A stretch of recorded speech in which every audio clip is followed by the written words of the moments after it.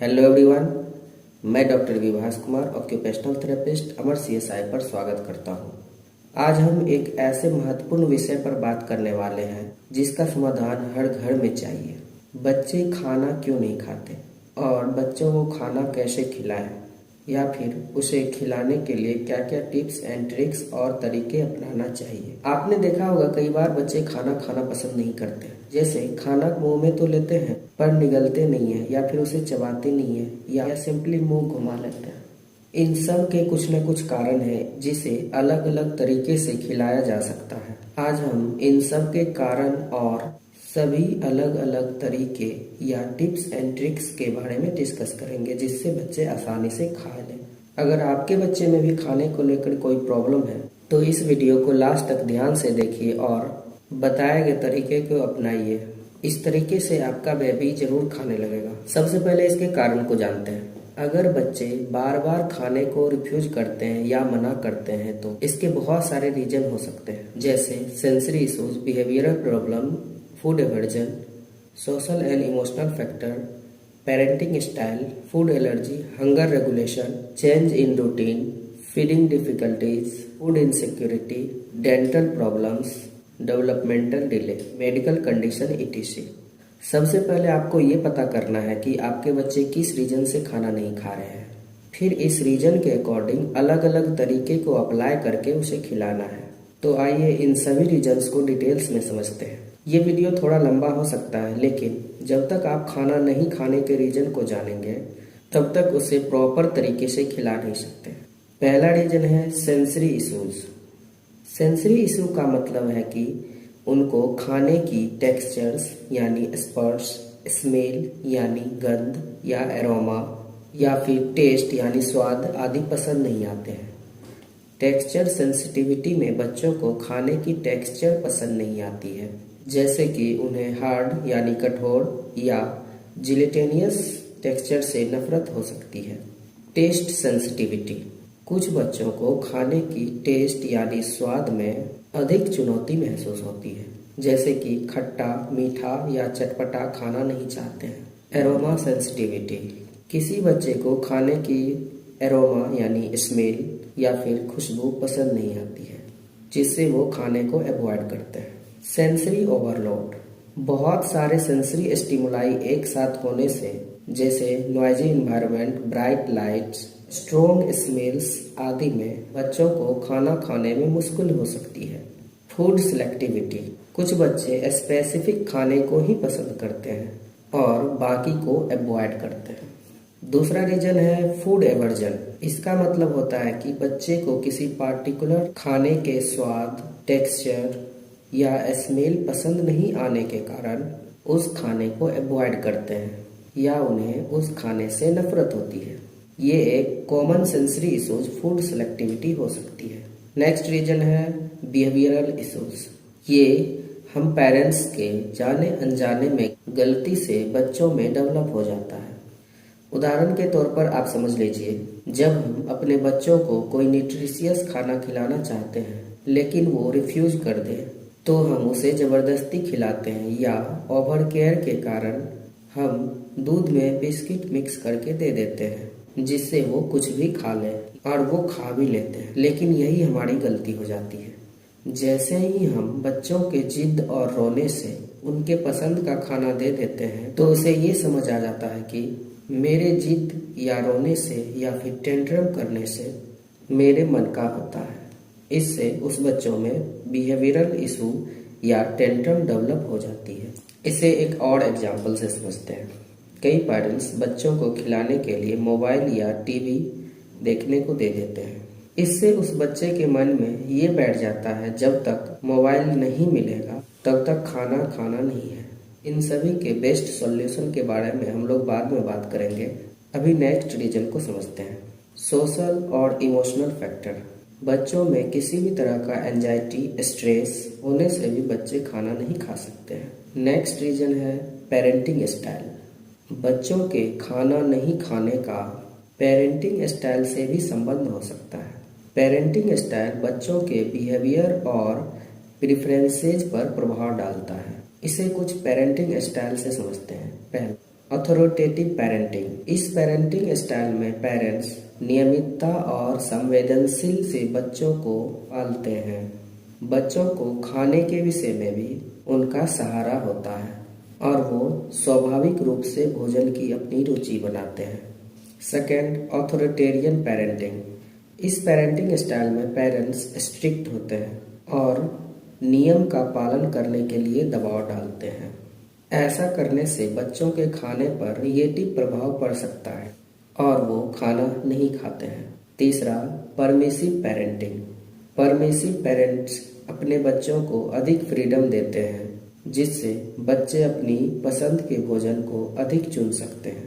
इसका असर हो सकता है कि बच्चे जंक फूड्स अधिक सेवन करते हैं और बिना न्यूट्रिशियस भोजन को पसंद करते हैं। चौथा, नेग्लेक्टफुल और अनइन्वॉल्व पेरेंटिंग। जब पेरेंट्स अपने बच्चों से कम समय बिताते हैं और उनके भोजन का प्रवाह नहीं करते हैं तो बच्चे भोजन पर ध्यान नहीं देते हैं, जिससे वो अपनी पसंद के अनुसार खाना को चुनते हैं। नेक्स्ट रीजन है फूड एलर्जीज। बच्चों के खाना नहीं खाने के पीछे फूड एलर्जी का होना भी एक पॉसिबल रीजन हो सकता है। फूड एलर्जीज बच्चों के इम्यून सिस्टम का रिस्पॉन्स होता है जब वो किसी स्पेसिफिक फूड आइटम से एलर्जिक होते हैं। नेक्स्ट रीजन है हंगर रेगुलेशन। बच्चों के खाना नहीं खाने के पीछे हंगर रेगुलेशन का भी असर हो सकता है। हंगर रेगुलेशन का मतलब है भूख और पेट भरा हुआ महसूस करने वाले मैकेनिज्म। इसके 2-3 रीजन हो सकते हैं। पहला, इरेगुलर मील शेड्यूल। अगर बच्चे का खाना खाने का शेड्यूल इनकंसिस्टेंट है तो उसका एपेटाइट यानी भूख अफेक्ट हो सकता है। रेगुलर और फिक्स्ड मील टाइमिंग मेंटेन करने से हंगर रेगुलेशन बेहतर होता है। नेक्स्ट रीजन है ओवर स्नैकिंग। कभी कभी बच्चे स्नैक्स या जंक फूड में ज़्यादा इन्वॉल्व हो जाते हैं, जिससे उसका एक्चुअल मील टाइम पर खाना खाने का मन नहीं होता है। इससे उसका हंगर रेगुलेशन डिस्टर्ब हो सकता है। नेक्स्ट रीजन है लैक ऑफ फिजिकल एक्टिविटी। बच्चे के एक्टिव होने से भी एपेटाइट में इम्प्रूवमेंट होती है। अगर बच्चा ज़्यादा इनएक्टिव है तो उसका एपेटाइट कम हो सकता है। नेक्स्ट रीजन है फीडिंग डिफिकल्टीज। इसका मतलब है कि बच्चे खाने के समय किसी तरह का चैलेंजेस या प्रॉब्लम को फेस कर रहा है। कुछ कॉमन फीडिंग डिफिकल्टीज को जानते हैं। पहला, सेंसरी इश्यूज। इस पर हम ऑलरेडी डिस्कस कर चुके हैं। दूसरा, ओरल मोटर इश्यूज। कुछ बच्चों को ओरल मोटर स्किल्स में प्रॉब्लम होती है, जैसे च्यूइंग, स्लोइंग या मैनिपुलेटिंग फूड्स। इससे उन्हें खाना खाने में दिक्कत होती है। तीसरा, डेवलपमेंटल डिले। अगर बच्चा अपने एज के हिसाब से डेवलपमेंटली डिलेड है तो वो खाना खाने में असमर्थ हो सकता है। चौथा, गैस्ट्रो इंटेस्टाइनल प्रॉब्लम। कुछ बच्चों को गैस्ट्रो इंटेस्टाइनल प्रॉब्लम हो सकती है, जैसे acid reflux, constipation, indigestion etc., जिससे खाना खाना उनके लिए अनकंफर्टेबल है। पांचवा, मेडिकल कंडीशन। कुछ क्रोनिक मेडिकल कंडीशन भी फीडिंग डिफिकल्टीज का कारण हो सकता है, जैसे कि oral aversion, dysphagia, gastroesophageal reflux disease यानी गर्ट। इन सभी सिचुएशन में हम लोग बच्चों को ऑब्जर्व करते हैं, जिससे स्पेसिफिक डिफिकल्टीज का पता लग सके। नेक्स्ट रीजन है फूड इनसिक्योरिटी। इसका मतलब है कि बच्चे को regular access of nutritional food available नहीं है। नेक्स्ट रीजन है डेंटल प्रॉब्लम्स। कुछ बच्चों में खाना नहीं खाने के कारण डेंटल प्रॉब्लम्स भी हो सकते हैं, जैसे टूथएक, सेंसिटिव टीथ, गम प्रॉब्लम्स, ओरल इन्फेक्शंस etc. बाकी डेवलपमेंटल डिलेज और मेडिकल कंडीशन के कारण के बारे में हम लोग ऑलरेडी डिस्कस कर चुके हैं। अब हम इसके समाधान या बच्चों के खिलाने का क्या क्या तरीके हो सकते हैं या फिर कौन कौन से टिप्स एंड ट्रिक्स अपनाकर बच्चों को खाना खिलाना चाहिए, इसके बारे में बात करते हैं। अगर आपके बच्चे सेंसरी इश्यूज से सफ़र कर रहे हैं तो उनके लिए खाना खिलाना थोड़ा टफ हो सकता है, लेकिन ये कुछ टिप्स हैं जिसे फॉलो करके आप उन्हें ज़रूर खिला सकते हैं। पहला, टेक्सचर और कंसिस्टेंसी का ध्यान रखें। ऐसे बच्चे को खाने में स्पेसिफिक टेक्सचर पसंद नहीं आती है, इसलिए आप उनके प्रेफरेंसेस के हिसाब से खाना दें।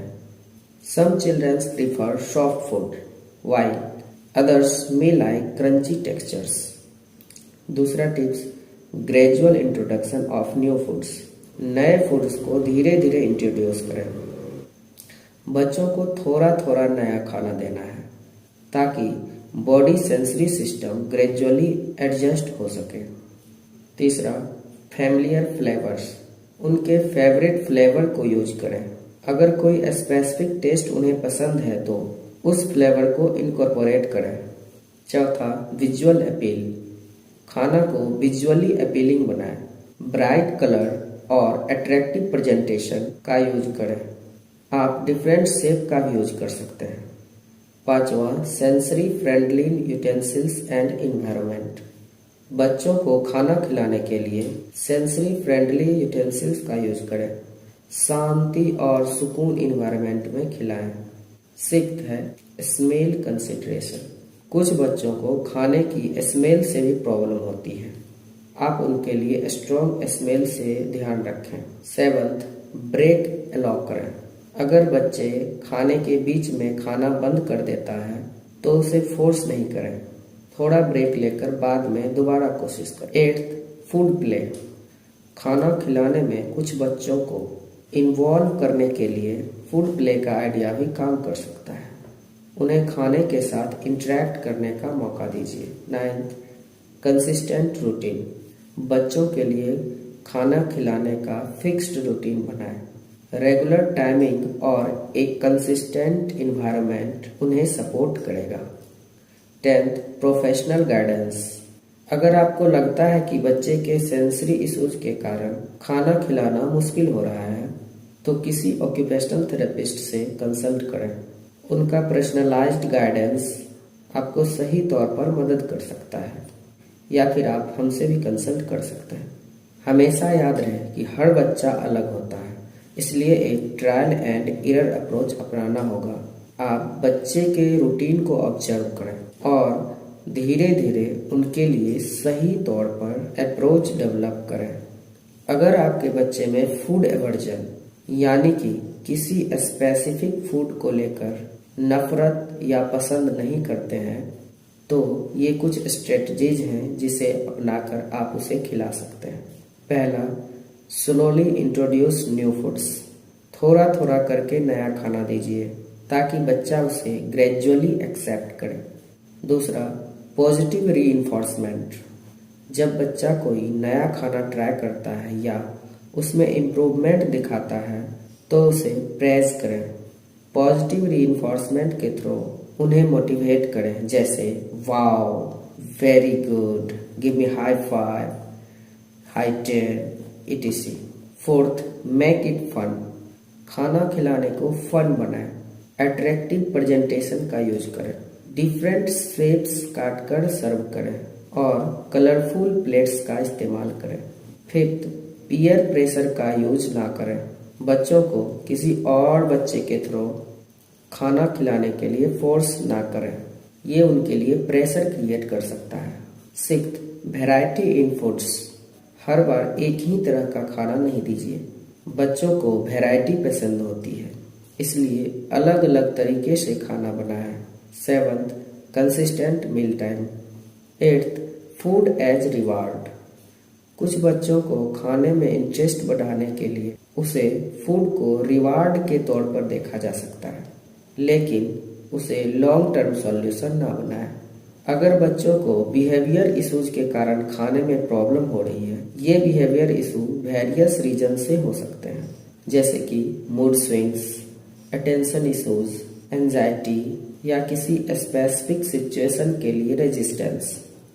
तो ये कुछ स्ट्रेटजीज से आप उसके बिहेवियर इश्यूज ओवरकम करके उसे खिला सकते हैं। पहला, पॉजिटिव इन्वायरमेंट। खाना खाने का माहौल पॉजिटिव रखें। आपका बिहेवियर भी पॉजिटिव और सपोर्टिव होना चाहिए। स्ट्रेस और टेंशन से बच्चों के बिहेवियर और भी कॉम्प्लेक्स हो सकते हैं। दूसरा, रूटीन मेंटेन करें। तीसरा, चॉइसेस प्रोवाइड करें। बच्चों को खाना खाने में चॉइसेस देने से उनका इंटरेस्ट बढ़ सकता है। चौथा, इन्वॉल्वमेंट इन डिसीजन मेकिंग। बच्चों को खाना बनाने या सर्व करने में इन्वॉल्व करें। उन्हें लगने दें कि उनका ओपिनियन इम्पोर्टेंट है। पांचवा, डिस्ट्रैक्शन से दूर रखें। जब बच्चा खाना खाए तो डिस्ट्रैक्शन को मिनिमाइज करें। टीवी, मोबाइल या कोई भी इलेक्ट्रॉनिक डिवाइस यूज ना करें ताकि वो खाना खाने में फुल्ली कंसंट्रेट कर सकें। Encourage socialising. फैमिली के साथ खाना खिलाने का एक सोशल इन्वायरमेंट क्रिएट करें। बच्चों को लगने दीजिए कि ये एक इंजॉयबल और बॉन्डिंग टाइमिंग है। Next step, positive reinforcement. इसके बारे में पहले डिस्कस कर चुके हैं। Next step, variety in foods. हर बच्चा अलग अलग होता है, इसलिए आपको धीरे धीरे उनके बिहेवियर को समझने और उनके कंफर्ट लेवल को रिस्पेक्ट करने की कोशिश करनी चाहिए। यदि आपका पेरेंटिंग स्टाइल आपके बच्चे के भोजन के प्रति उनका व्यवहार प्रभावित कर रहा है तो आप उस पर विचार करें। इसके लिए सही संवेदनशील सहयोग और एप्रिसिएशन से बच्चों के खाने की आदत सुधार सकते हैं और अपने बच्चों के साथ पॉजिटिव कम्युनिकेशन मेंटेन करें। उनके साथ खाने में इन्वॉल्वमेंट दिखाएं, साथ ही उनके प्रेफरेंसेस को समझें। इससे आपके बच्चे खाना खाने में ज़्यादा रुचि रखेंगे। अगर बच्चे में हंगर रेगुलेशन में किसी कारण से प्रॉब्लम है और वो खाना नहीं खाना चाहते हैं तो ये कुछ स्ट्रेटजीज आपके लिए हेल्पफुल हो सकती है। पहला, स्मॉल एंड फ्रीक्वेंट मील। दूसरा, न्यूट्रिएंट डेंस फूड का यूज करें। तीसरा, हाइड्रेशन का ध्यान रखें। चौथा, फेवरेट फूड इंक्लूड करें। पांचवा, मील टाइम को प्लीजेंट बनाएं। छठा, मील टाइमिंग का रूटीन बनाएं। सातवां, ऑफर फिंगर फूड। अगर आपके बच्चे फीडिंग डिफिकल्टीज के कारण खाना नहीं खा रहे हैं तो ये कुछ स्ट्रेटजीज से उसे खिला सकते हैं। पहला, oral motor exercise. Oral motor exercise का इस्तेमाल करें। कुछ बच्चों को खाना च्यू करने में डिफिकल्टीज होती है, इसलिए उनके लिए ओरल मोटर एक्टिविटीज बेनिफिशियल हो सकती है। दूसरा, टेक्सचर प्रेफरेंसेस को समझें। बच्चों का प्रेफरेंसेस टेक्सचर को समझना इम्पोर्टेंट है। कुछ बच्चे सॉफ्ट फूड पसंद करते हैं जबकि दूसरा क्रंची टेक्सचर को प्रेफर करते हैं। उनके प्रेफरेंसेस के हिसाब से खाना दें। तीसरा, gradual introduction of new foods. चौथा, सेंसरी फ्रेंडली अप्रोच। पांचवा, इनकरेज इंडिपेंडेंस। बच्चों को खाने में इंडिपेंडेंस दीजिए। अगर वो खुद स्पून उठाना या खाना चाहते हैं तो उन्हें खुद खाने दीजिए, इससे उनका कॉन्फिडेंस भी बढ़ेगा। छठा, फन एंड प्लेफुल अप्रोच अपनाएं। सातवां, सोशल ईटिंग को इनकरेज करें। मुझे विश्वास है कि इन सभी तरीके को अपनाकर आप अपने बेबी को खिलाने में ज़रूर सफल होंगे। अगर फिर भी कोई प्रॉब्लम होती है खिलाने में तो आप हमसे कांटेक्ट कर सकते हैं या फिर कमेंट करके भी पूछ सकते हैं। इसी तरह के पेरेंटिंग टिप्स, चाइल्ड डेवलपमेंट और ऑक्यूपेशनल थेरेपी एक्टिविटीज़ के बारे में जानने के लिए ये चैनल अमर CSI को सब्सक्राइब करके बेल आइकन जरूर प्रेस कर दें, जिससे हमारे आने वाले पेरेंटिंग टिप्स वीडियोस आसानी से मिल पाए। और अगर आपको ये वीडियो थोड़ा भी हेल्पफुल लगे तो प्लीज़ लाइक ज़रूर कर दें। Thank you. मिलते हैं हम लोग नेक्स्ट वीडियो में।